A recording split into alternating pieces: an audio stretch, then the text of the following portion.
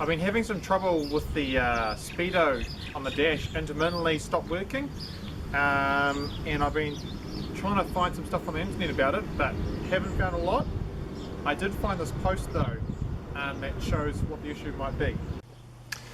Okay, so you can see these pictures of where the wire's broken. The next one down is a bit better. So it seems to be a little problem on these. I do know that my one has a little mark on the top when I've seen, but let's see if I can figure out if this is what's happened to my one. Okay, so we'll dive under. And on the back of the transmission, this is a 2-wheel drive, so it doesn't have the transfer box that's normally here. But here's the output shaft, it's right there. 1 10mm bolt, unplug it, comes straight out.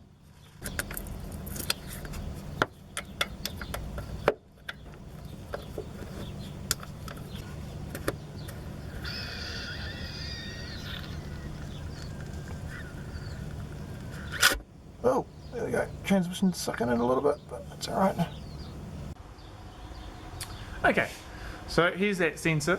You see on the back there, if I do that, you see that gap opening and closing. So that's typically where the wires break inside.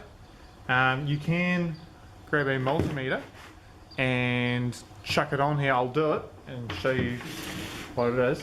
But the thing about doing this test is that these only produce a very low voltage when they're spinning. It's not very high, and because they only produce low voltage, it means they don't need a lot of power to go out.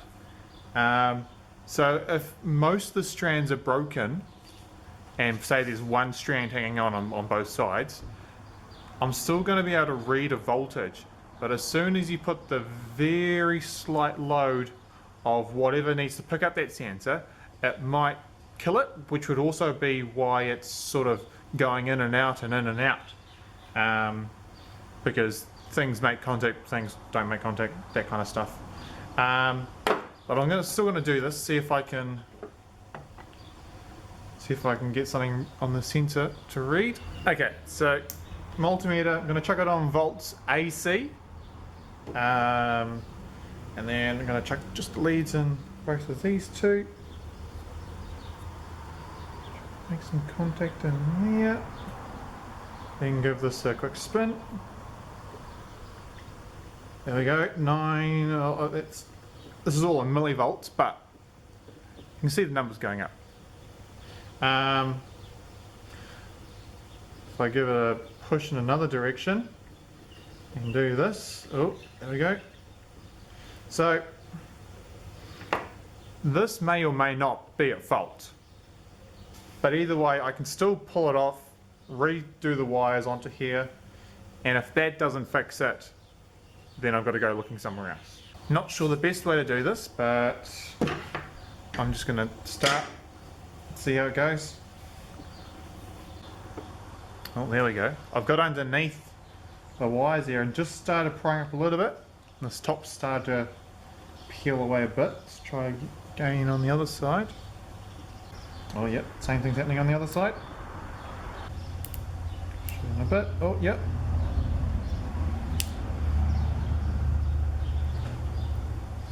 Okay, come back over to side in here. There we go. You can see how that old edge is lifted up.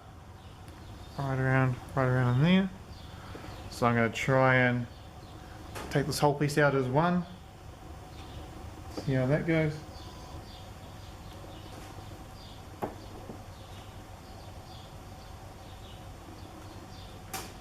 Okay, there we go. So the wires are stuck on this big blue piece. Not too bad. So you can see the two terminals in there. Pretty much just going to get these wires out, resolder them on. There we go. Soldered the wires back on. Just chuck this boot. There we go. Just shove the end full of black silicon. I'm going to go chuck it back in the transmission even though it's not set. I'm not driving it that much for a little while, so I'll go chuck it in, see if it works. Okay, I've got the back wheels off the ground. I've got some axle stands under there. I've got all of this apart because I was trying to see if there's any damaged wires in behind here.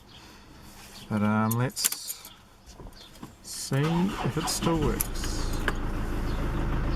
Just going to go straight for the third and back off. Well, it's working for now. So